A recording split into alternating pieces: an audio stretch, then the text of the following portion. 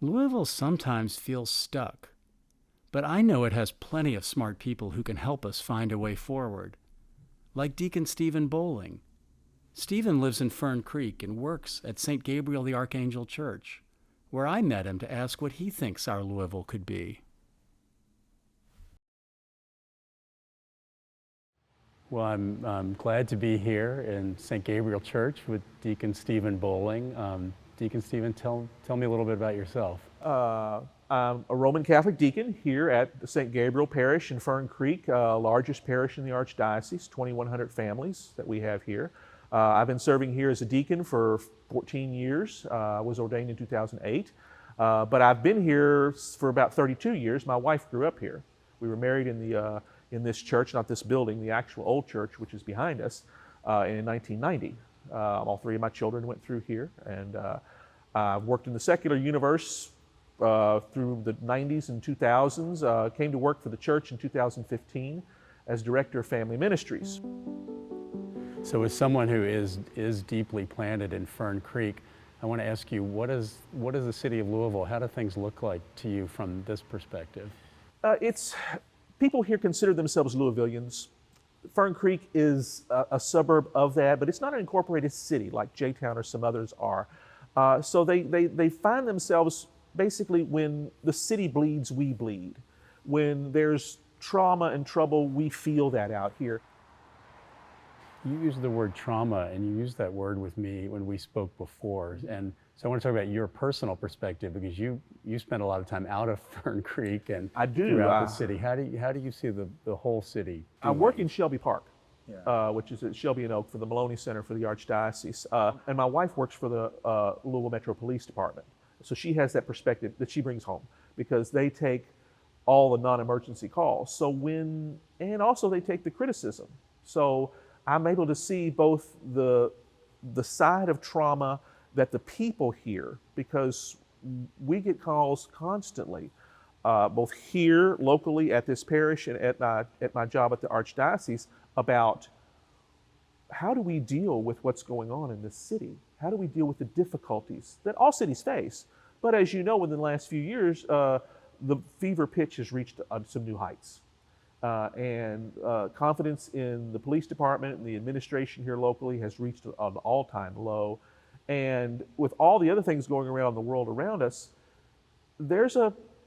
trauma is the right word. There's a PTSD effect that hits everyone. The only people that I think are immune to it are those who aren't paying attention. Louisville and Kentucky are a border town and a border state. Yeah. As a vision for Louisville, would it be better for us to be known as Northern or Southern? Northern. We are a northern state. We really are. At least Louisville is a northern city.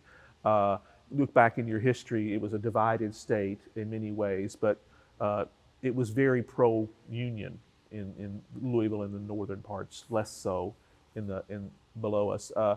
Are there southern charms? Of course. I don't like the dichotomy, though. I really don't. I prefer Lincoln's comment to Meade after Gettysburg. He says, it's all our soil.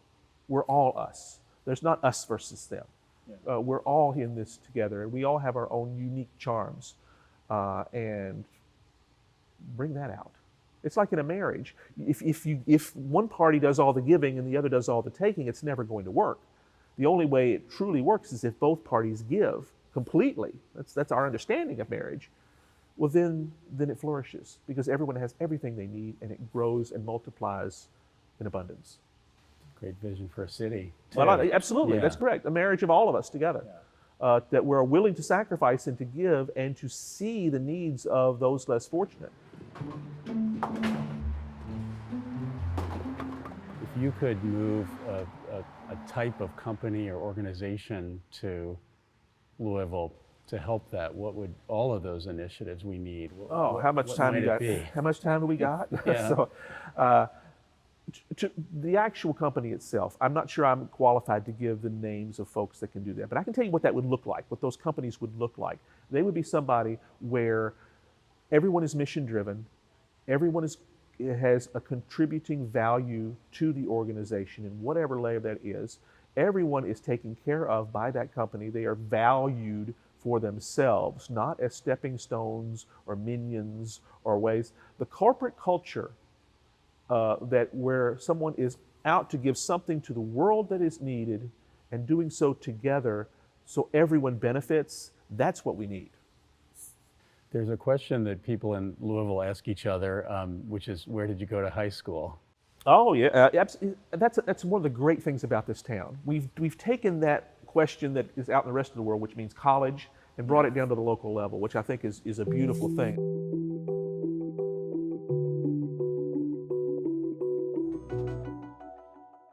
We have a new archbishop in Louisville, and you talked about the intentionality of that in your perspective, and that it really comes from the Pope. And can you say a little about it? Because it made me think about what we need from outsiders to help Louisville grow. Archbishop Shelton is a marvelous man. It could have been anybody that was put into this position. It's an archdiocese, meaning it's going to be a sitting bishop somewhere that's proven themselves. The Holy Father who makes the ultimate decision, but he is informed by many others. Shelton's name came up very quickly, but he is the leading author from the United States Conference of Catholic Bishops' major document on the issue of racism. He himself is African American. That, with all that happened here, racially speaking, especially in 2020, that was noticed, not just nationally, but internationally. And the Vatican themselves recognized, and this is Pope Francis's heart for the people. Okay, you can, if you know his approach, you can kind of see his fingerprints all over this, saying, we want someone there to show those people that we care, we hear, we understand, and we want to heal that community. I, for one, am stunned that Pope Francis even knows who we are. Yeah.